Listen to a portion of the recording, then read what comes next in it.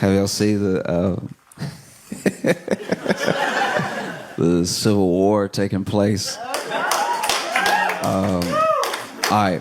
If you haven't heard, that's fine. That just means you live in a functional life because what I'm talking about happened on Twitter. Elon Musk came through and was like, hey, we actually really need in America H-1B visas. And these H-1B visas are how people from other countries come here and have, pretty great jobs by some standards. These are like sometimes developing jobs, some of the engineering jobs, and like just stuff of that nature. This isn't like one of your regular visas, and it's not like a visa that we have with a specific country. Like there are E3 visas that we have with places like Australia because they're white, and that's like that. That's a thing that we have with lots of different countries. So there's a certain amount of visas that are agreements between the countries, and we don't have it with every single country in the world. But even with like Uganda, we might have a few that are these specific visas that Ugandans can get or something, as an example, right? But the H-1Bs have a lot to do with jobs because with your H-1B visa, if you lose your job, right, you have to leave. But Elon is like, these H-1Bs are actually great. And Vivek Ramaswamy is also like, these H-1Bs are fantastic, right? Now, the reason that billionaires like H-1B visas is because people who are very talented from other countries will come, and they're usually, not always, but a lot of times are sending money back to their home country for their family, right? And so they, due to the exchange rate, don't really have the same amount of demands as an American worker. Like an American worker, $100,000, it means something different here than it means to someone coming here, right?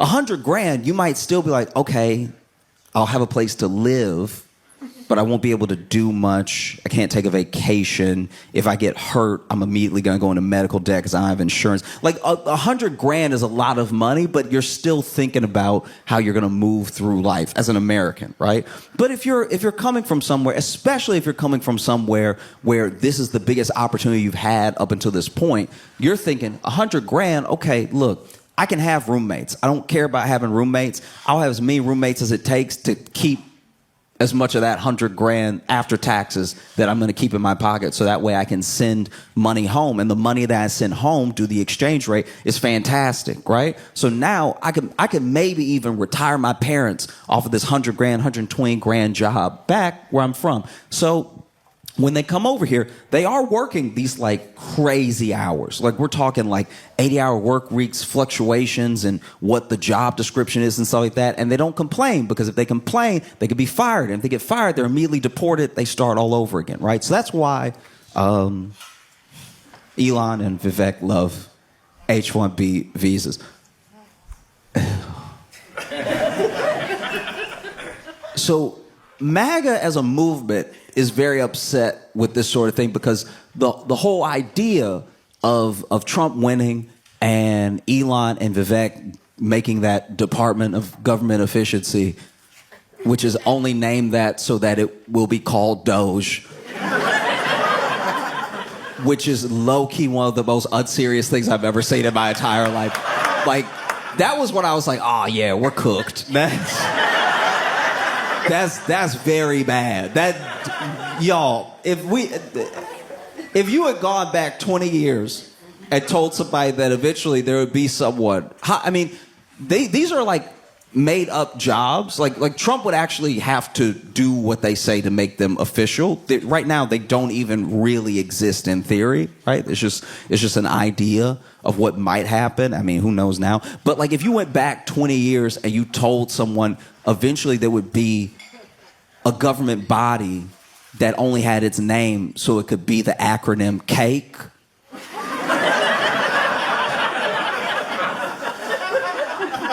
I'm sure that person 20 years ago would ask, when did all the smart people die?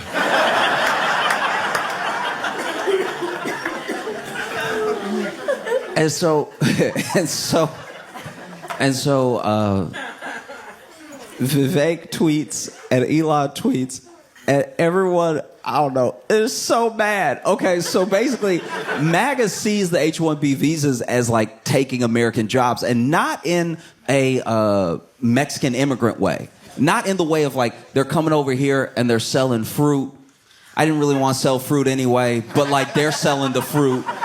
I don't know how I feel about that. It's not like that. It's like, no, LinkedIn is empty. And you're talking about H-1Bs coming over here and getting the jobs that I went to college for. And then Elon basically said, hey, y'all way too stupid to do these jobs, which is so out of pocket. That's so crazy. That, in a weird way, this whole ordeal almost made me feel kind of bad for MAGA as a movement, because when you think about it, a lot of why MAGA started is because, you know, whether you want to put them in quotations as elites or like coastal elites or just people with money, those people for a long time, and this is something that I don't like, that I've seen for a long time, because it's a city rule thing that we do to each other a lot, where there are a lot of city people that look down on like rural people in a rural lifestyle, because they're like, oh, you're not educated. But then the people in the rural areas look at city people and they're like, you actually can't keep yourself alive. Do you know what I mean? Like you I know you've read more than me, but like, how do you... Where does water come from? Tell me where water comes from. Oh, the bottle? Oh, okay. Oh, it comes from a bottle. That's cute. All right. You know, because don't get me wrong, as well-educated city people who I've been around, I've lived in lots of different places, and I travel around the country as often as I can, so I do my best to meet everyone so I can understand. I want to have as many pieces of the puzzle as I can to see where people are coming from, how we get places, right? And when I tell you that there are people who I know are very smart, very, very intelligent people, very smart people, but when you tell them that water comes from the ground, they look at you like, well, you must be drinking dirty water, because not my Icelandic, no. Guys, yeah. So Elon basically says y'all are like way too dumb to do these jobs. Like, I've seen your American schools, I've seen your colleges, and your colleges don't even match other countries' high schools. And the sort of general MAGA response to that was like, well, okay, but you agreed with us for the past like 4 or 5 years that the American college system was broken and that it's too woke and that we need to fix it and we need to change things up. And he was like, yeah, but you still dumb. Like that doesn't change. I don't think yeah, I don't like it either, but that doesn't make you smarter that you went to a dumb school. And so then they lose it. And then MAGA was like, oh, okay, I didn't know you felt that way, you South African.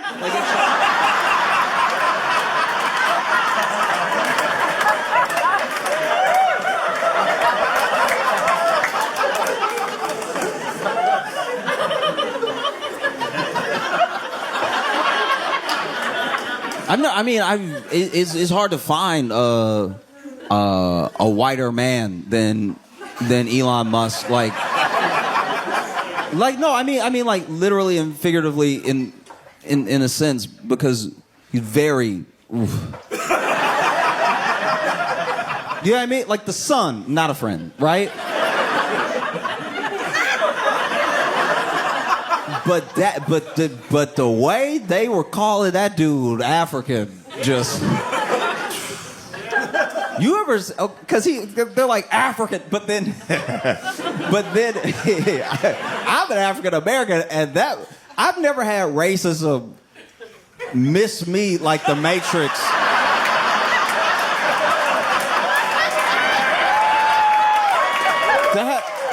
That like nearly broke my brain. But they were like, "You African," and I was reading it like, "Oh yeah, wow, okay, all right."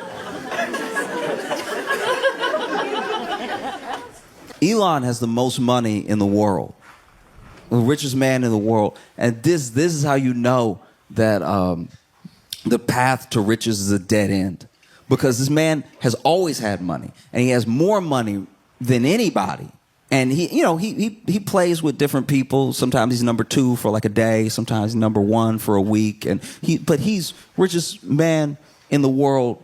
Is safe to say, right? I'm sure somebody can pull me up 4 months from now and be like, actually, this other person. It's like, yeah, for 20 minutes, but like it's richest person in the world, and he's still deeply, deeply missing everything about what a joyous life is.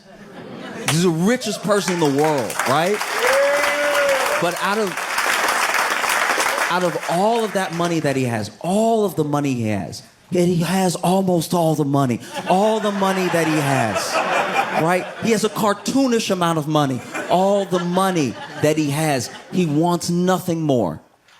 I can tell you this right now, just from watching his moves, just from watching him talk, just from watching how he's interacted, even in this little spat that he's having. I'm not saying that this is the end of MAGA or something, or that the Republican Party's gonna fall apart. I'm saying that just this glimpse, this dude has all of the money in the world. He can have anything that he wants except acceptance, except like actually being in a room and knowing that everyone wants him in that room. He cannot buy being cool.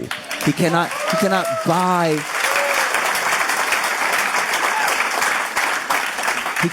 buy genuineness. There are always going to be people who love Elon or think Elon's dope because they think that he's a genius, because they think that he is going to help them become like him, or just because he has money.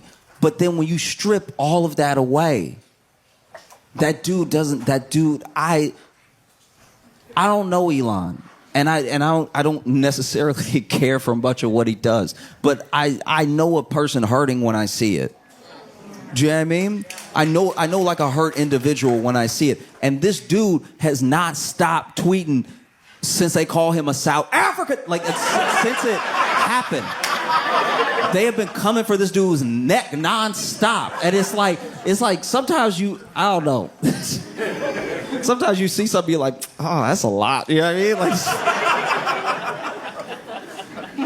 mean? I'll tell you how I feel about what's happening to Elon right now. And you may, all right. This may just be me, but there's a video online of this guy. This is right when the Popeyes chicken sandwich dropped, okay? And if you remember that was a time to be alive. You would think that Popeyes didn't serve chicken. You would think that something revolutionary was happening because they took the chicken that they already sell and they put 2 buns on either side of that chicken. People ready to fight over this chicken sandwich, and they were running out, not of chicken, of the sandwich, which means they were only running out of bread. And people were losing their minds over it. They could not. What do you mean you want chicken sandwiches? I waited in this line for 5 hours to get this chicken sandwich just to bite a piece of chicken and with bread on either side of it. I've been waiting all day to have chicken sandwich. Meanwhile, Chick-fil-A was next door being like, y'all, we hear all the time. Like, it's like, nobody wants that right now. I want the Popeyes chicken sandwich. And so there's a video where this guy is, I believe he's in Georgia. He might be in Atlanta, which also makes this thing very poor judgment. But this dude is in Atlanta. He's a white dude, right? And everyone else in the Popeyes is black. And I don't know how long he's been waiting. I don't know why he's so mad, but he's stomping around, right? And he's stomping around and getting in people's faces and stuff. He's like, "Where's my sandwich?" And then finally he goes up to somebody. He's like, "Get out of my way now!" And like it's just going back and forth, right? And then finally, his sandwich is ready. He snatches the sandwich. He's like, "Give it to me!" And then he pushes somebody out of the way. And the person filming him is just like, "Oh no, oh no." Fast forward like 5 seconds, maybe 10. He's in the parking lot, sort of folded up. Because somebody beat his ass. Because, you know, yeah. And so then, and not only are they beating his ass, but he's clearly folded up and sitting down now, and they've still put a hand on his shoulder just to create leverage and are like uppercutting him a couple times, right? And so then after like the second or third uppercut, they walk off with his bag, and the person filming goes, "Oh, y'all ain't gotta take a sandwich though."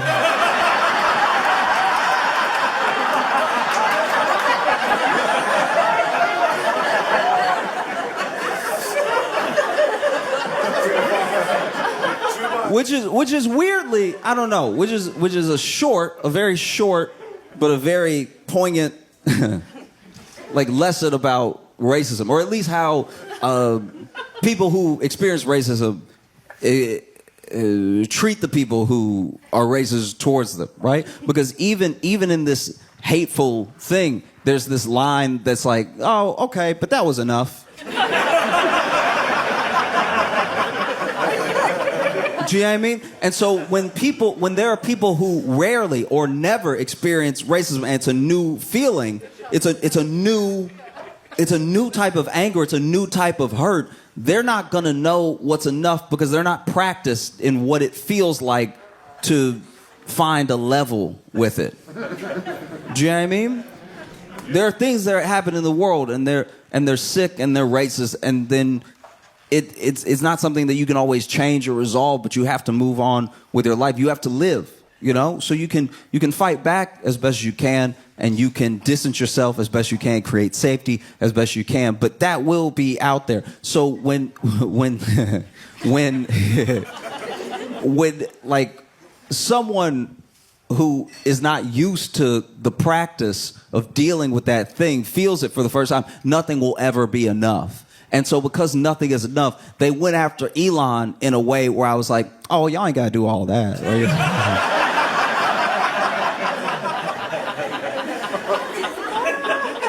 Because they hurt Elon feeling so bad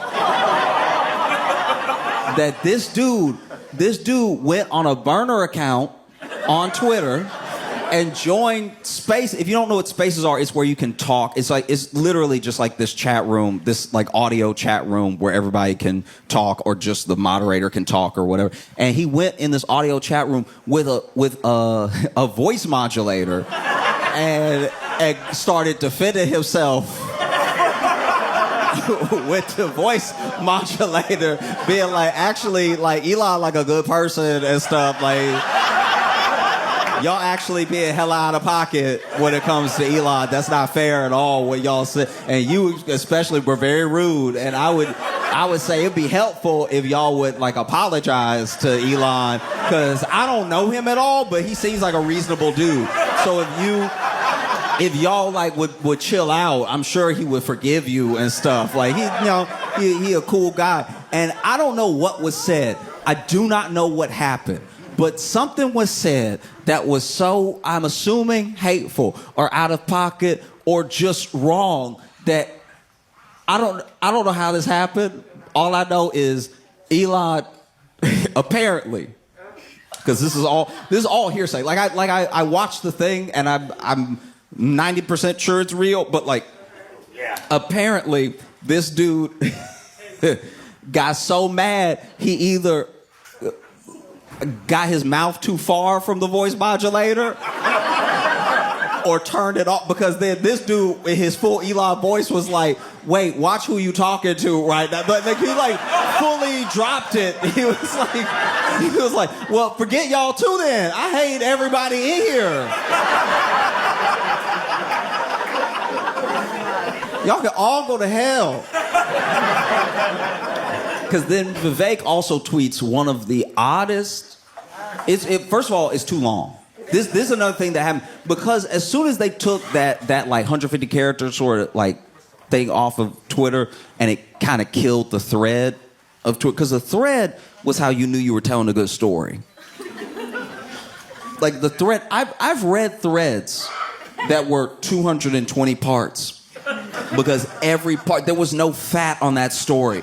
The whole thing is so insane. And every 140 characters keeps you hooked for the next 140 characters. I've read Twitter threads that should be movies, right? Because you had to use an economy of word. You had to actually be a writer to convey your ideas, and you did it in the long... I was scrolling for the entire afternoon. And even when I got to the end, I was like, damn. And now, you can just do the whole thing. So then Vivek does this whole thing, and he's like, basically, if America wants to win, and if Americans want to win, and by the way, when I say Americans for a little while here, when I say Americans, there's a subtext for everyone talking that they mean white Americans. just so you know, because sometimes people say Americans, and then well-meaning people go, no, we're all... And I'm like, all right. So Vivek is like, if Americans want to win, then, it comes down to culture. And right now, your culture is trash. It's basically... It's basically a bunch of jocks looking at people who read like they're the dumb ones, even though the jocks are the dumb ones. And we're obsessed with like, I don't know, like pretty stuff, shiny stuff and everything. And if you pick up some books and if you do a little less, I don't know, like Instagram, whatever you do, maybe you'll be worth hiring. That's at least how it sounded. And I was not that pressed about the whole Vivek thing. One, because I knew he wasn't talking to me. And two, because I've heard this sort of thing my entire life. No one is more used to this type of condescension than black people. You know what I mean? Because with black people, we're the ones where we're like, hey, I did all the stuff you said to do. I went to the right school, actually got a scholarship. I did the internship, and I am passionate about this field. Can I get a job? And they're like, ah.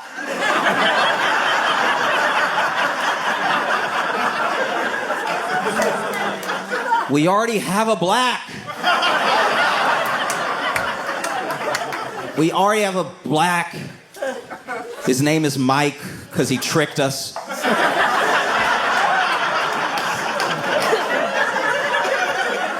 We already have a...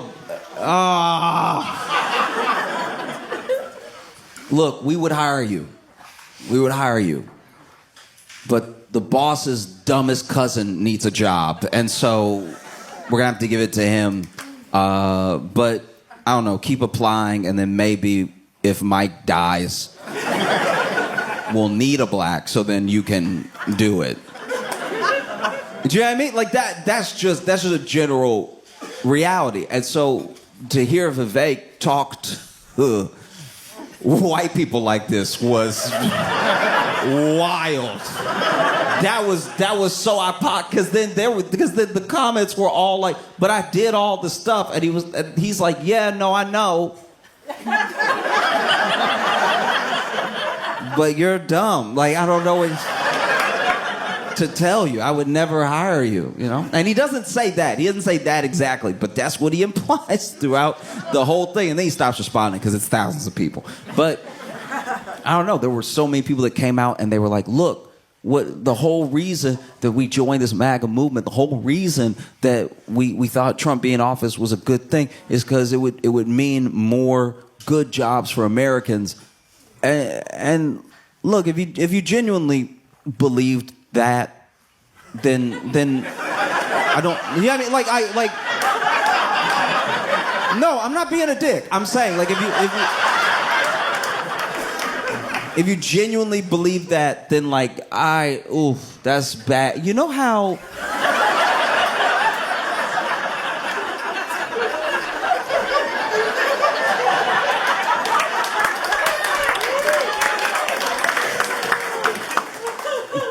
This happened. This thing happened, and I really... I worry sometimes. I think about this a lot, and I think about this with every like topic that I talk about, or any joke I tell or story I decide to talk about. That like, I would like to believe that like,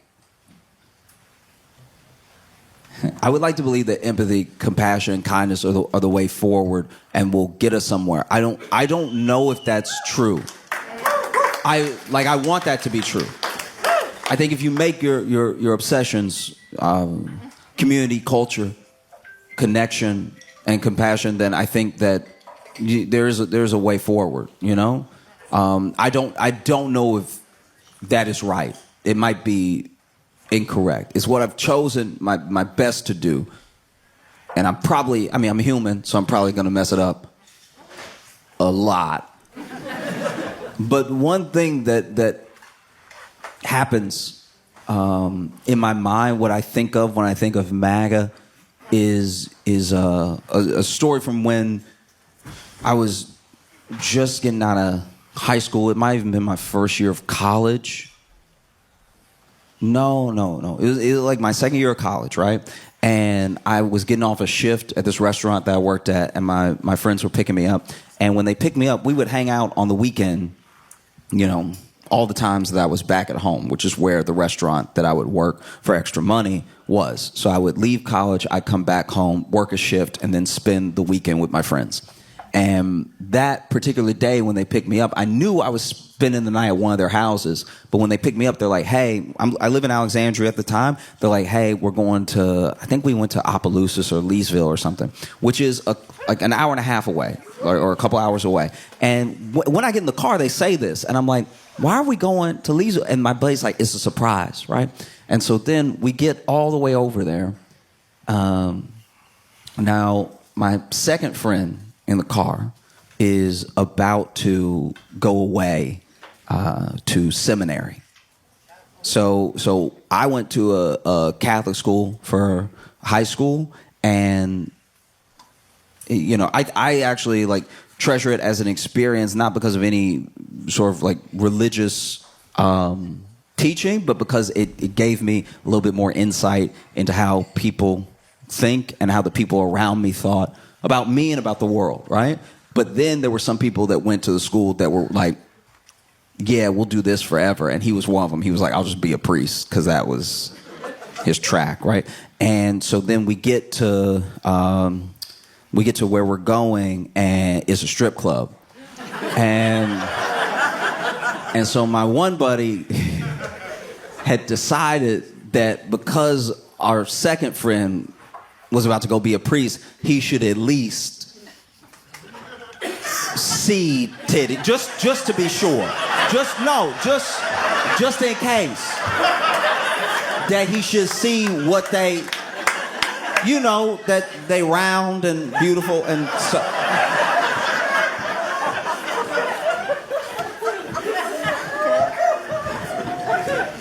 And so then, you know, we go inside, and I'm okay. I'm also like taking a back. Like my friend that's going to seminary is like, actually, I guess I'm going to hell, because he's looking around. He's like, right? I'm just generally slightly uncomfortable because it took me. I was like a late bloomer, sort of like accepting myself and like accepting my. I guess the way I come off to people and stuff. And so I'm still like this awkward, tight, you know, as soon as I walk in, right? I'm nervous, and he's nervous for like different reasons. He's like, you know what I mean? And so then our buddy who took us, who was driving, buys my friend who's going to seminary lap dance.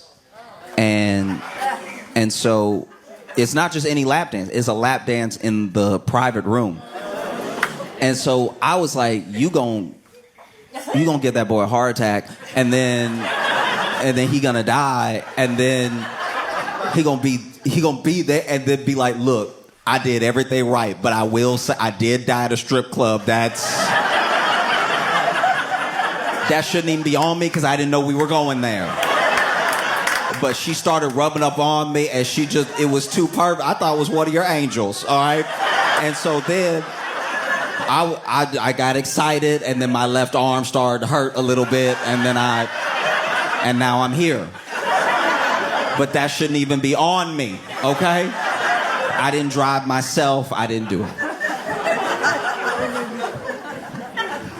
And so then, he goes private room, lap dance, and he comes out of the room, a new man. The dude comes out of the room. I don't know what happened in the room. I'm assuming dancing, but this dude walks out of the room like he had to do all the dancing. He walked out the room disheveled.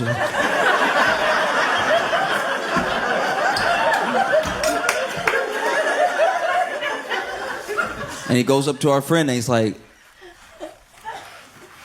do you have money for one more dance?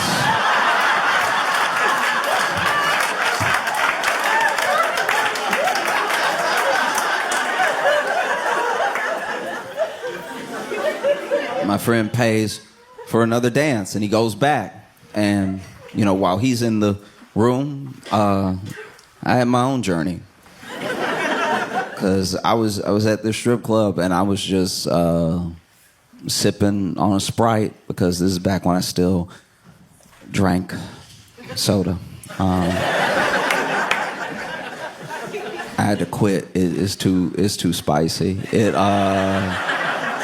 generally burns my chest. Like it's too much, right?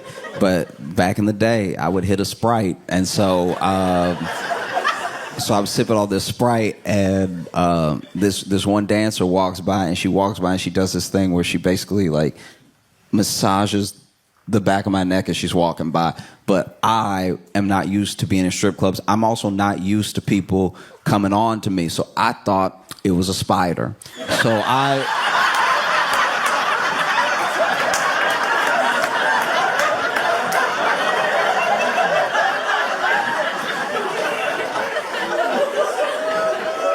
And so I thought it was a spider, so I started swinging. And I didn't hit anything, but I still was like...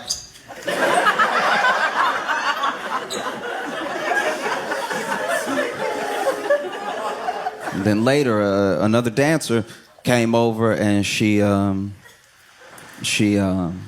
sat across from me. She was like, hey, how you doing? I was like, I'm good.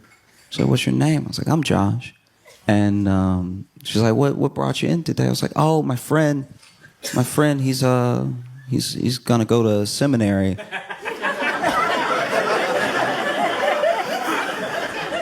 And so we brought him here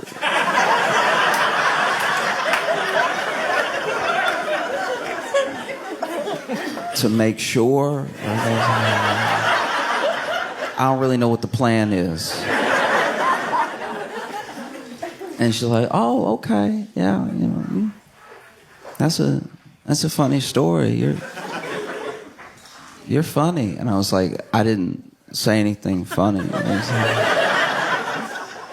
he's like, oh, well, you're kind of cute. And I was like, oh, thank you. So you want to buy me a drink? And I was like, oh, yeah, sure. Do you want a Sprite? I'm drinking a Sprite. And then she smiled, very sweet smile, and then she got up and pushed her chair in and walked over to some of the other dancers. And she was, I don't know if she knew I could hear her. There was music playing, so I know she was yelling it to let them know, but I was still within earshot when she said, she gets up and she goes to the other lady. She's like, oh, y'all, don't worry. He's slow. Don't...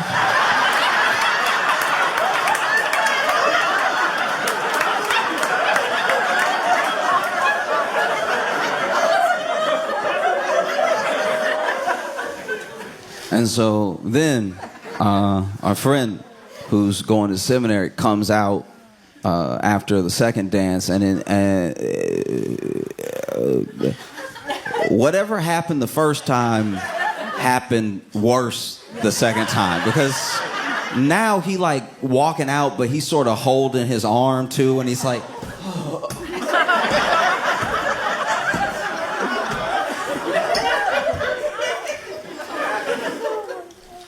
do you have money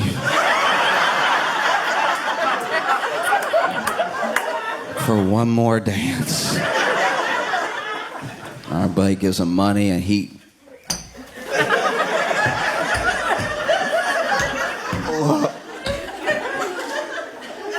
goes in there, and you know, I'm sitting with my buddy who brought him, and he's the only one out of all of us who's like chill in this situation. And like I don't know if he was like a cool guy anyway, but maybe he had just been to strip clubs before, but he was just not fazed. He was just like, oh, I'll get you a drink, yeah. And then our buddy comes out, of the private dance room, and honestly, nothing working. I was worried that he had lost his sight,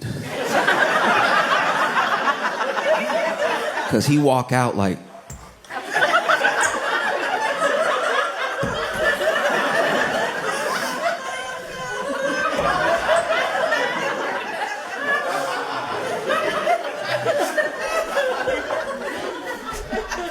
do you?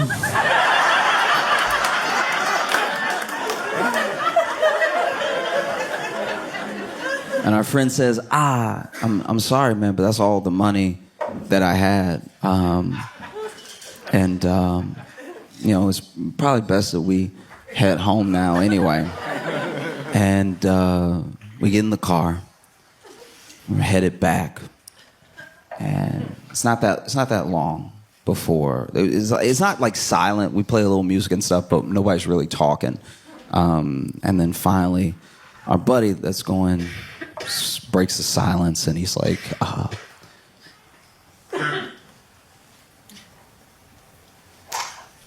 don't know if I can go to seminary.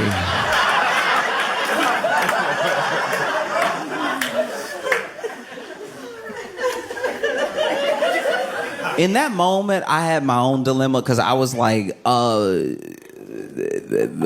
does that shouldn't land on me though. Like I shouldn't. That shouldn't be any of my hell though, because we technically broke he was a pre-priest, but like there's gonna not be a priest now because of what happened tonight. But that's not on me, because I didn't drive us here, and I didn't have a ride. So then and Uber wasn't a thing yet, so I couldn't have gone. And it would have been too expensive anyway, so I was just along for the ride, and now I'm in here, and then he talking about he not gonna...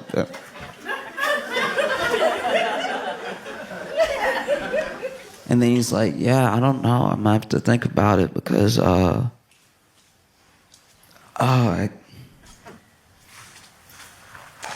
think Cherry loves me.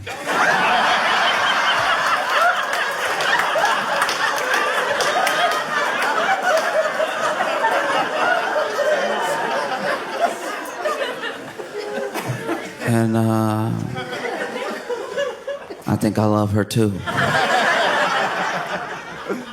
And so when I think about MAGA,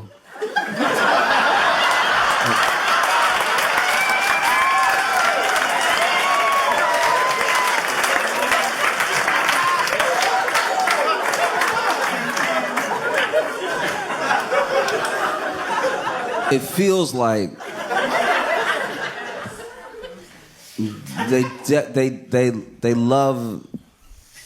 they love this dude, and he thinks, oh, I have their love, I'm good. And they think we love him and he loves us. But he's just up there dancing.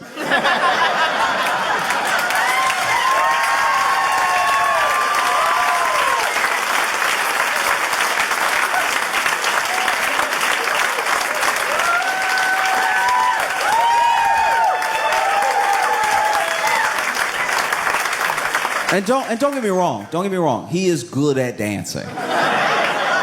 He is. Like when you watch him dance, you're like, that was at least funny, or it was like, oh, it's so weird. But no matter what, no matter how he dances, everybody talks about it. You know? And I think that with Vivek and with Elon, you know, they're real businessmen. And so they think about their business and how to improve it, how to make more money, how to make sure that they have people that aren't going to unionize, aren't going to stir up trouble or anything. And MAGA is genuinely in this place. You don't get to MAGA in a vacuum, you know?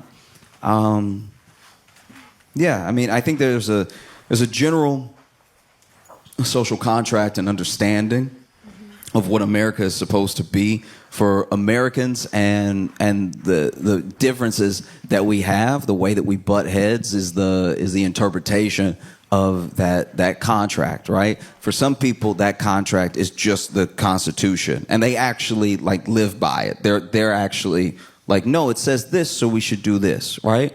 And that's one way to take it. That's fine. And then there are people like me. There are people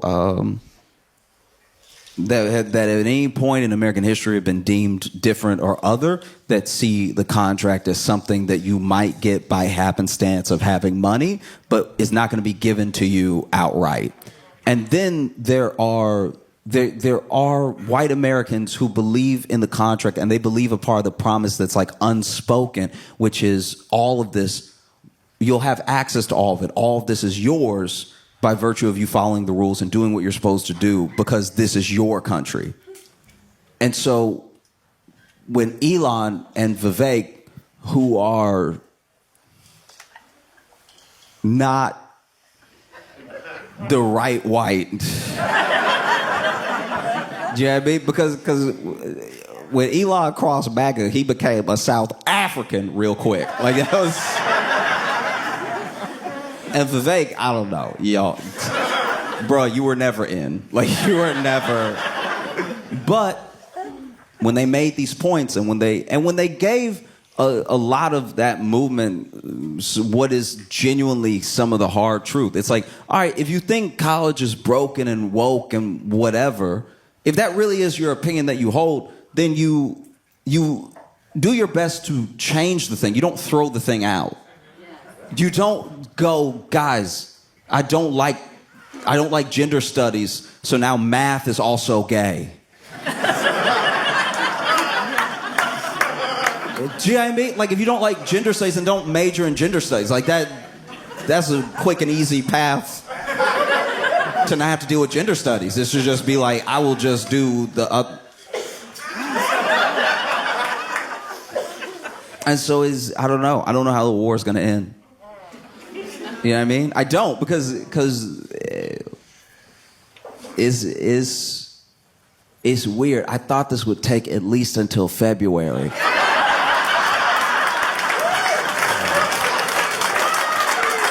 Y'all have been phenomenal. Thank you so much. Y'all have a great night. I appreciate you.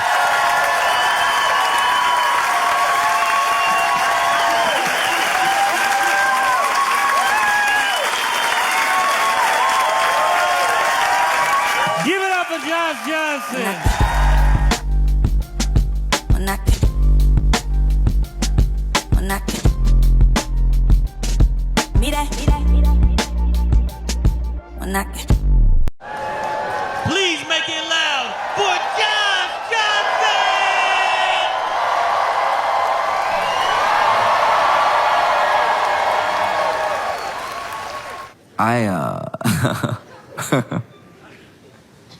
I've struggled with an idea for a while, and it's how like everybody.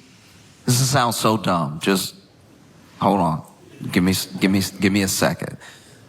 But it is crazy that everybody is a person.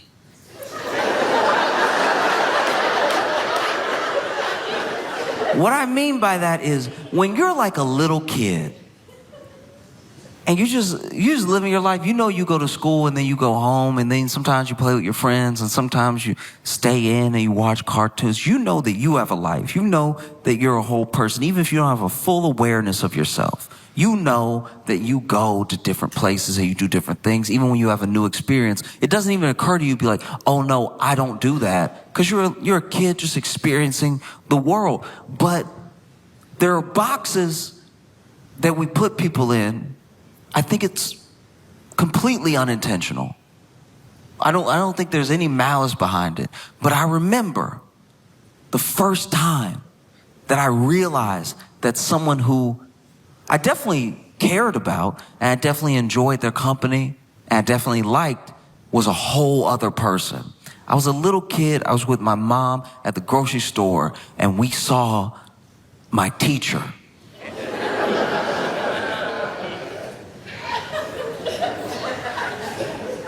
And I was shocked. I was like, I said it out loud. I said it to her. Why aren't you at school?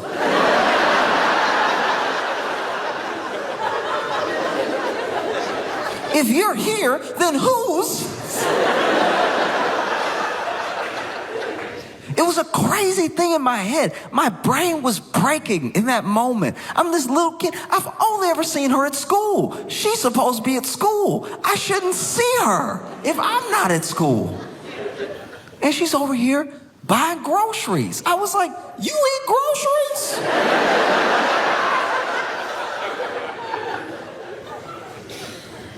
This is wild.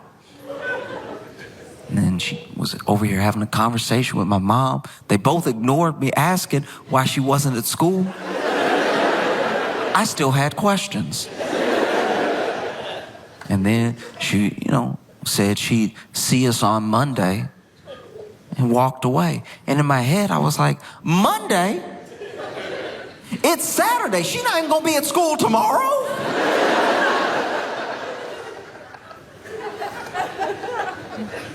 Blew my mind that one of my favorite teachers had like a house. And like, I'd always heard about her husband, but I thought that's just something teachers say to like pass the time and stuff. She had a whole life. And it feels like a silly lesson to learn when you're a kid, and then you get older and you realize you have to keep relearning it over and over again because you meet more and more people and you've already boxed them in. And then they surprise you and then you think, oh, I'm a little ashamed I was even surprised. I should know from when I was like 6 that people are like, everybody's a person. But it's an easy lesson to forget because you can only sometimes see a person in a certain way. Like my friend, I have a couple friends now who they've got drunk with their parents, and it's a boundary that some people never break with their parents. Sometimes their parents are like, oh, I'm gonna have a couple drinks, but I'm not gonna be drunk in front of my son. You know what I mean? And then there are people who will always have that thing of like, oh, I don't want to be drunk in front of my parent. You know what I mean? It's like weird. I feel like I'd be in trouble. It's like, well, you're 42. Yeah, but still. I don't know. I don't want my mom to see me drunk. It's like, well, she saw you at your worst as a baby. I guarantee you drunk just brings you like one step above baby. But it was an interesting thing. My friend said that he got had a couple drinks with his dad. Now his dad was a sort of interesting case because when he was a kid, I don't know all the details, but his dad drank. And then there was something, whether it was something that happened or just like a general attitude towards drinking. At one point, his dad was like, you know what? I'm just not going to drink anymore. And he went like cold turkey sober for years and years and years, right? So he drank pretty heavily when my buddy was a kid, didn't drink until he was long out of the house. And it wasn't until after my buddy graduated college, that his dad would like drink once in a while, you know, have a drink with him. And finally one day his dad was like drunk with him. And he noticed his dad like drunk. And he was like, it's crazy because I know my dad used to drink. And I can only see my dad as my dad. So knowing my dad is like an annoying drunk. I don't know. I guess I forgot he could be a whole person. Like, because his dad had this weird like rivalry with him when he was drunk. He, you know, walk up to him, impromptu, off of nothing. They're in the backyard. And he's like, hey.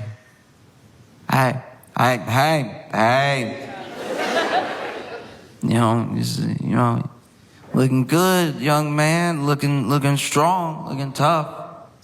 I mean, you looking real strong. You know, what?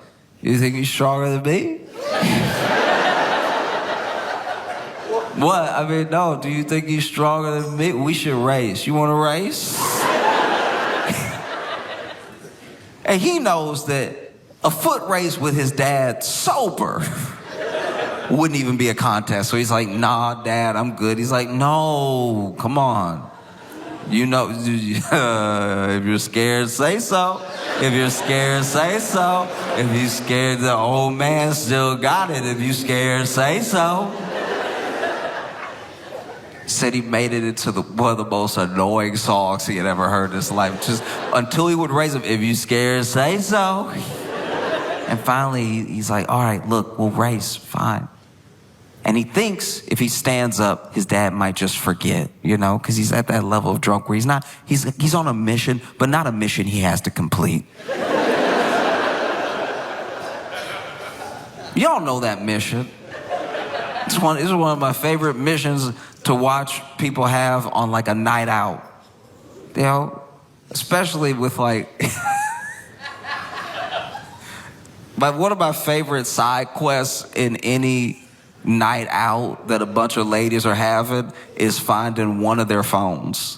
One phone will go missing, and it will be the biggest deal in the world for 12 minutes. And then the person whose phone is missing will be like, let's just dance. It's like, all right, but you should go get your phone though. Like, you do need to call an Uber at some point and get home. Like, we need your phone. It's like, yeah, but like later, like, I don't know. It's just like, I don't even care. It's like, this is my song. And then it resets, because then like several songs later, it'll be like, yeah, you look so good. I'm gonna take a picture of you. I'm gonna.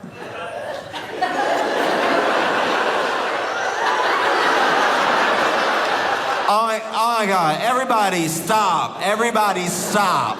Not their friends, everybody in the club stop. Everybody stop. And so this dude stands up thinking like his dad's about to be over it anyway. And he's like, Dad, I really don't want to, like, we're having a good time. Like, let's just chill out. And his dad goes, no, race me.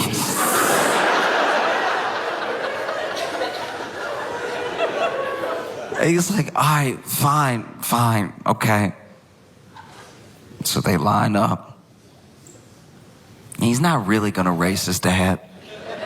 He's gonna like walk and let his dad win so he can feel good about being annoying for 15 minutes. But his dad stands up and he's ready.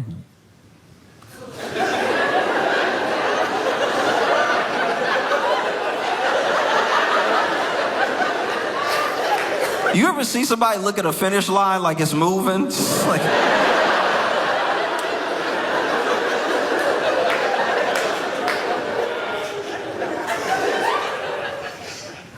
and then he said, all right, you ready? And they had already decided that his mom would say when to go. And so she said, go. And my buddy didn't even go. His dad took 3 steps and crashed into the patio table.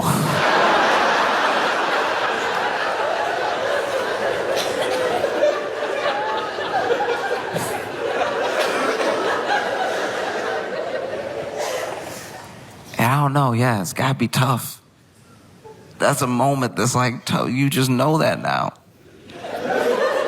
You know your dad your whole life, and then now you're like, oh yeah, but like after the 5th Jameson, he will. You know. And it changes how you look at your dad a little bit, not even in the form of judgment, just like there's more information and you see him as like a whole person. You know good, you know bad, you know arguing with him, you know, and now you know this thing that you didn't really experience in the same way when you were a kid. Now you know, even 4 Jamesons in, he's gonna go, no.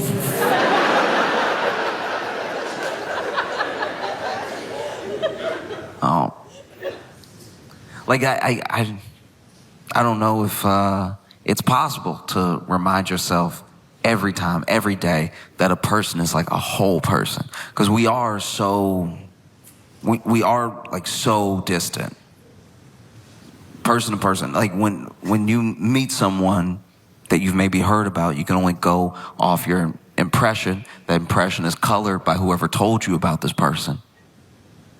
And it's hard to remember. I try to remind myself all the time that like, we're meeting this person.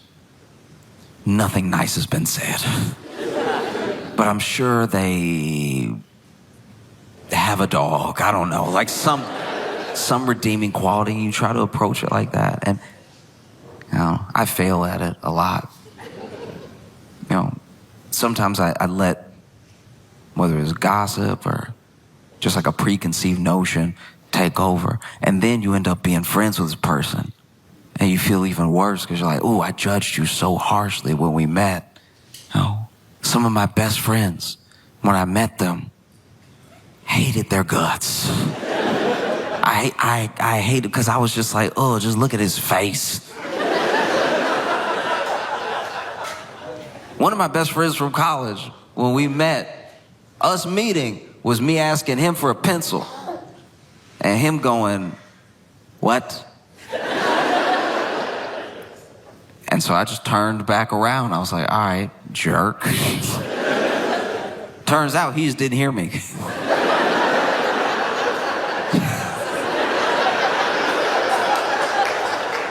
We're like really good friends now. But yeah, that was not a great way to start. One of my best friends, we had that same thing. So he's a big dude. He's like 6'4", 6'5", like a strong guy, wide guy, right? Big dude. And we were both friends with a different guy. This is freshman year of college. And we had both done things in front of each other that made us go like, I don't know if I like that guy. Like I like our mutual friend, but I don't know if I like him. And then we kept being in scenarios where maybe we were waiting for our mutual friends and we were left alone with each other. And in my head, maybe it's because of where I come from, and maybe it's because I've never been the biggest guy in the room, but this is a big old dude and he doesn't seem like he liked me. So in my head, I was like, I just gotta act crazy. Like if I'm crazy, that'll keep at bay his size. Because even a big man doesn't want to get bit. You know what I mean? I don't care how big or strong you are. Once everybody saw what Mike Tyson did to Evander Holyfield, they were like, oh yeah, crazy wins. Crazy will always win. I like my whole ear where it is. And then he noticed me being crazy. And so he was like, all right, I'm gonna have to flex how big I am. There was one time where we were waiting on our mutual friend because, forgot to mention earlier, our mutual friend was his roommate. So I had to be in their room a bunch before we actually got along. And I don't know, I saw him like eyeing me, and this is a college dorm room. So there's not a lot of space. So I'm like, this big guy's eyeing me. We're both waiting for our friend. So then I didn't know what to do. So I just started singing lyrics to Kanye West's 808 on a Heartbreak. No music. Impromptu. And lyrics I chose were, when I grab your neck, I touch your soul. And I just sang it to the wall, but loud enough for him to hear me. And I would later find out that when I did that, he was like, all right, that's one of the craziest things I've ever seen. In my entire life, I was trying to mug this dude into submission, but now he sang to the wall, not even facing anything. I don't know what he talking about. Why'd he sing it too? That's crazy. That's crazy as hell. It's so much crazier to sing than it is to scream. Like if you come across somebody on the street and they scream it, you're like, all right, that's regular. If they are singing lyrics you don't know exist yet, because the album had just come out, if they're singing lyrics you don't know exist yet, get away. And so he was like, I gotta do something. I've got to do something. And the thing that he decided to do was we both got a text from our mutual friend that it would be quicker for us to meet him where he was than wait for him to come back and us head out together. And so we decided to head out together. And while I'm in the hallway, it's a long hallway from the door room to the end of the suite. And when I'm in the hallway, I go, ah. And he says, what? And I'm like, I think a mosquito bit me. And I was being completely sincere in this moment. I started itching. I was like, what? And he's like, what happened? I think a mosquito bit me. And then he stands extra tall, every bit of 6'5", lets his eyes dart around the hallway and goes, you hurt my friend. And then he punched the wall as hard as he could.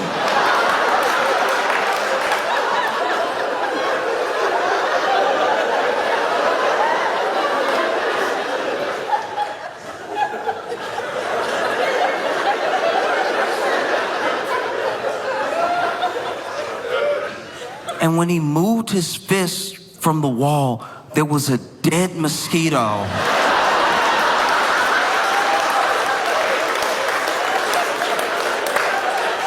And I was like, oh Lord, he big and crazy.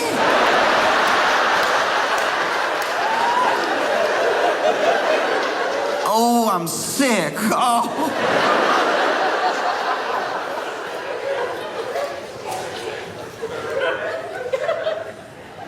And then we became best friends. We became best friends because we got to know each other. We got to know each other, and I got to know him as a whole person. I got to know how cool he was, how sincere he is, that he would do anything for his friends, including that mosquito thing. And he got to know me. And he still liked me. So we became best friends because I got to see like the whole person, you know? And then finally one day I told him about it. I was like, hey, you know, freshman year, because when we were juniors, we became roommates. And I told him, like, hey, I just want to get something off my chest. Freshman year, when I was in the room with you and I just started singing, I was just trying to be crazy because I thought, like, you were real big and, like, I don't know, I had been bullied a lot, so I was just trying to, like, keep you at bay. And he was like, oh, that's so good to know. Which means in the time that we had become friends, he still thought, like, no, that's what he does, though.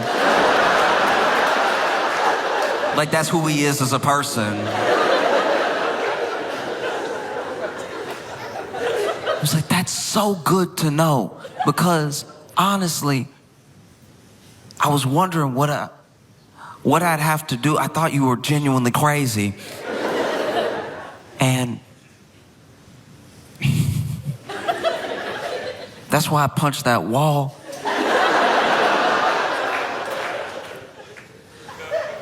When I moved my hand, I couldn't believe the mosquito had actually...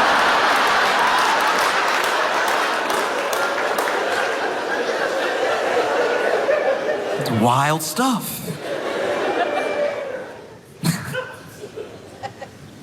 Yeah.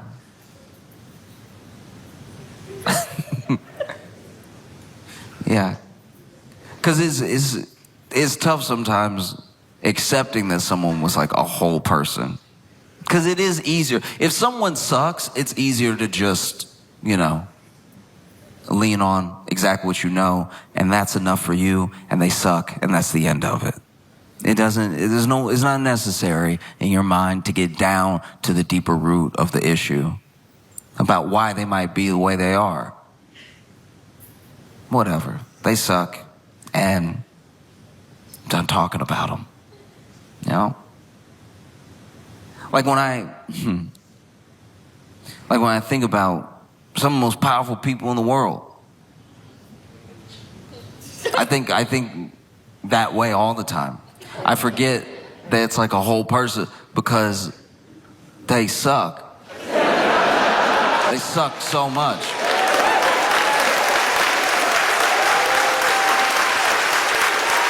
Like, I do my best to not be closed-minded about people. But the more I learn, the worse it gets. And no person is just one thing. Even monsters. Some monsters that get true crime documentaries made about them. They'll interview the kids. And sometimes the kids will be like, yeah, actually, he was like a super present father and everything. Like, it was kind of crazy. I know he killed all those people, but he came to all my soccer games. Like, it's a lot to process.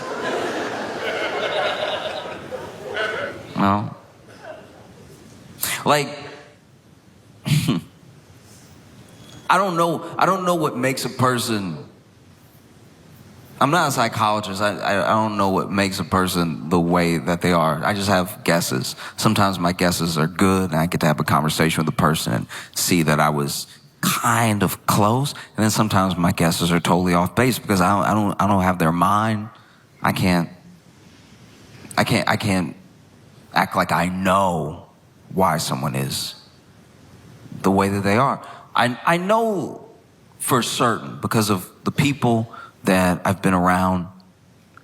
I know that sometimes when you grow up with real money, real privilege, it can be very difficult unless you are like delusional enough to accept the position you're in as anything more than like the randomness of who is born to who. It's very difficult to feel like you've made or earned anything yourself. If you are just born into billions, you see that's one of the reasons these people have to like make their mark on the world to prove that they're not just like some accident. Because within those families sometimes, and like, look, I'm not acting like I know billionaires. I know millionaires. And it's a little similar, but at the same time, there are some millionaires that are barely millionaires, so they still acting like they're middle class. Even though they're millionaires, it's actually pretty sad. And then there are people that are like multimillionaires, and I don't even really know that many multimillionaires, but I know those people have at least accepted their position as people with like wealth and privilege, right? I don't know any billionaires. But I do know the people that I am friends with that work with like truly insane net worth individuals have said things like, at a certain amount of money, it's not even money anymore. It's just you moving your will throughout the world. And that is how people with that much money think. And so if you are like a child born into this thing, especially if you don't take to it the way that we imagine people will take to it, because remember, a person is a whole person, but a lot of people will have a kid and have an idea of a child before the child is ever there. And then that idea of a child is exactly what this whole person has to be, or else they're a disappointment, or else they're a failure, right? I had the idea of you before you were ever here. And the idea of you that I had was, we play these sports together. I teach you to do this thing. We go to these things. You love the stuff that I love. Those are the hopes of like every parent. Every parent wants to share the things that they love with their kid, and hopefully the kid loves them too. Because as much as you love your sports team, as much as you love your favorite hobby, it'd be so much more enjoyable if the person you love the most loved it too.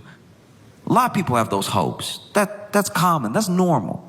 But this thing, this like world of wealth, they have an idea of maybe building a legacy, building an empire. And now whoever comes, whatever this child is, they will be someone who can uphold, build up, maintain the empire that I built. They're not having like a child. They're having a vessel to continue their wealth into the future. And that's got to be difficult to grow up in, because yes, you have all this money, you have all this privilege, you have access to all these different things, but there's a person looking at you like you don't even deserve to be here. And then there's everybody else that if you tried to tell them how it felt, they'd be like, oh, I'm sorry I couldn't hear you through all that money. You know? Cry me a river. You ever felt a penny before? And so you see people really trying to exercise out all of this trauma in a way where they still move their will throughout the world. So then we become the collateral damage of them trying to exercise demons, because they have the access to change the world the way that they see fit. And that leaves us in a very dangerous position. And I don't know exactly how to fix that, what to do about that, but I do know it presents itself in like little moments. Small moments where you can see, oh, this is like a kid. This is like a hurt kid. You know? Most powerful man in the world. Incredibly rich, billionaire. But this is a kid. This is a scared kid. This is a hurt kid. This is an angry kid. And I'm not saying that takes away all the damage, all the things that are being created by what this kid is doing. But like, I see you differently now. Like, in theory, I should be scared of you. I should be worried about what your next move is going to be. I should be worried if you're going to send someone to hurt me or my family, because you could do that. You're a very powerful person. But then things happen. And I see you react like a kid. And it's weird to see you as a whole person, you know? Like, I'm not going to... How do I put this? I could tell Trump was hurt by that South Park episode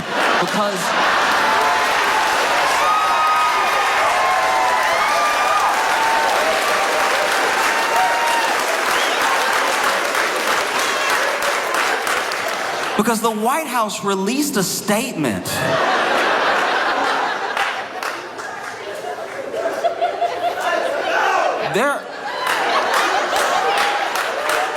There are school shootings where the White House doesn't release a statement. The White House released a statement. They were like, hey, look, South Park hadn't been relevant for a while now anyway. Nobody even watched. Ain't nobody crying. Nobody hurt. No. Like, I've watched... I watched Trump go to the Fed He went to the Fed and he was with Jerome Powell. Now, Donald Trump put Jerome Powell in that position, all right? Donald Trump made Jerome Powell Fed chair, right? And now Donald Trump can't stand Jerome Powell and doesn't know who appointed him.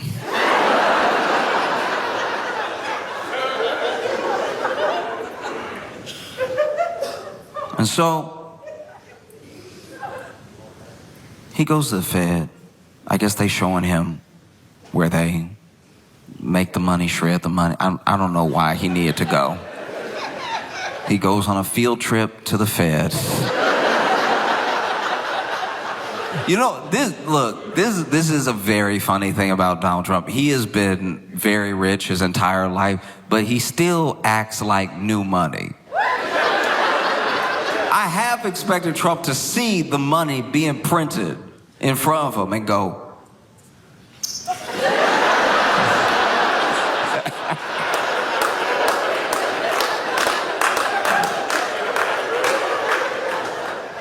but this dude he's at the Fed with Jerome Powell, and look, you can say numbers. You can say numbers in whatever order you want. No, you can say numbers and he can say more numbers. You can say numbers, that's your right to say numbers however you see fit.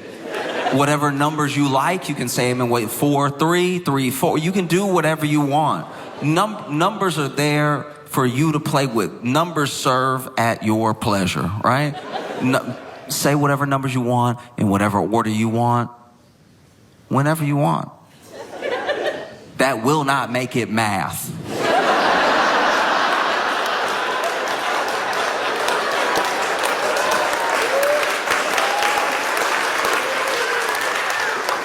And so Trump is talking to the media, and he just like throwing out numbers. He's saying numbers, right? He's, numbers, good numbers, and some bad numbers. Let's get those bad numbers out of there. Good numbers, more numbers, extra numbers, right? And quickly, almost immediately, Jerome Powell is standing off to the side, and he goes, "Oh no."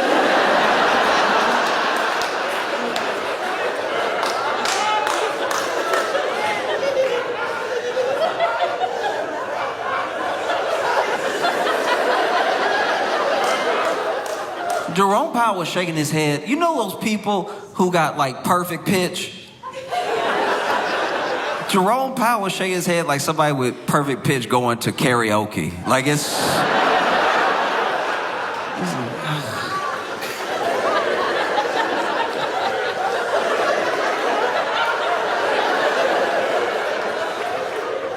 And look, this is not something that happens often. No, Trump's used to talking, and when he talks, people either nod or they stay quiet. And we saw this in spectacular fashion in like 2020. Because he would stand up there, and then the people next to him, the people behind him, sometimes you catch them being like, huh?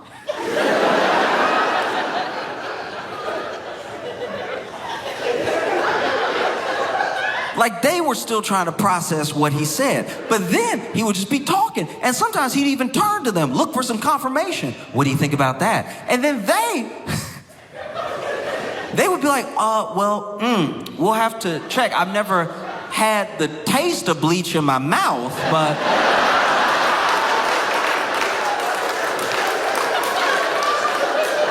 I suppose anything's possible. These experts, these doctors, these people, they weren't doing the thing that they should have been doing, which was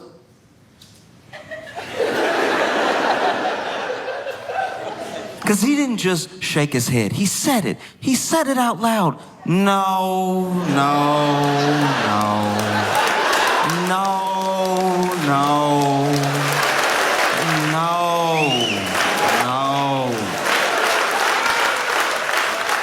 Maybe we wouldn't be in this position if more people, and I'm not even talking about politicians right now, I mean more people, more people who have to deal with government had the courage to say, no, that's not how medicine works, no, that's not science, no, that's not English, no. A simple no is powerful, you know? And so sure enough, Trump hates Jerome Powell. Trump hates Jerome. Oh, he hates Jerome. Oh. Trump hates Jerome. Trump hates Jerome. Like, let Jerome.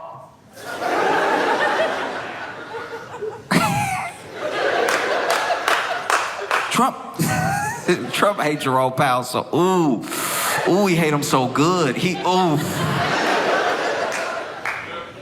Trump hates Jerome Powell so much, he did something he never does. He did something we haven't seen him do. Either time he's been president, he did something I didn't even think he was capable to do. Trump hates Jerome Powell so much. Through his teeth, he hate him. He hate him so much that Donald Trump did homework.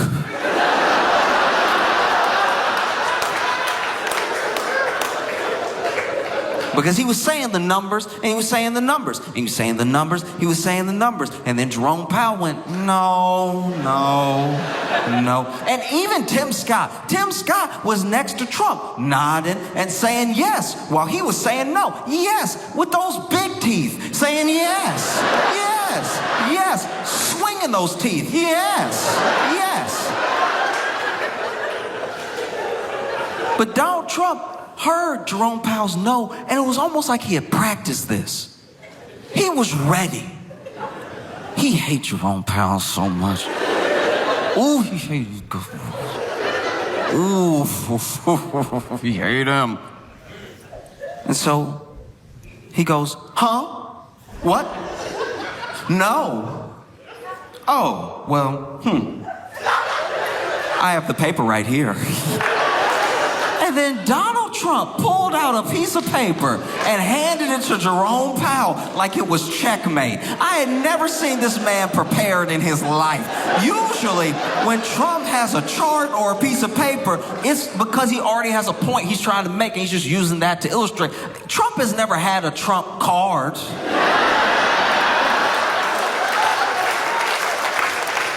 This man pulled out the piece of paper. You could see even Jerome was surprised. He was like, paper? Reading? You saw Jerome had to break out the glasses for it. He was like, oh. And because numbers are numbers, because math is at least something that, even if you have bias, even if you have an intention towards an intended goal, the math will still make sense or not make sense.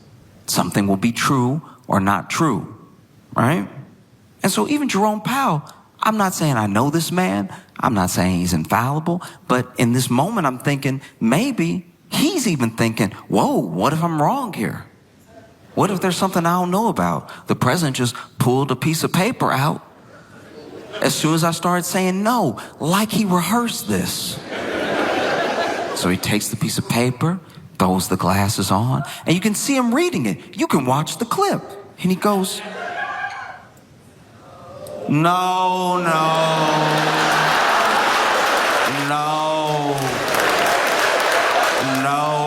this old, no.